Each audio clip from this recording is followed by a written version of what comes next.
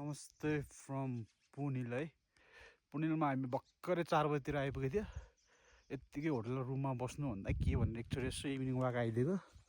उतातिर सनसेट हुन्ला र तपाईँको यो चाहिँ गुराँस छ है। गुराँस छ, कतितिर गुराँस छैन। अस्तिको असिना पानीले झारिदियो हुन्थ्यो, तर 8-10 दिन मजाले लगभग 1 महिना धान लाग्यो। यिनीहरू टन्नै छ गुराँस हेर्नको लागि। अब भोलि आएर नि आइन्छ कि भोलि आएर चाहिँ यो अगाडि चाहिँ टक्क डिस्प्ले फेरि टक्क माउन्टेन रेन्ज हुन्छ, यहाँ अगाडि हिमाल हुन्छ।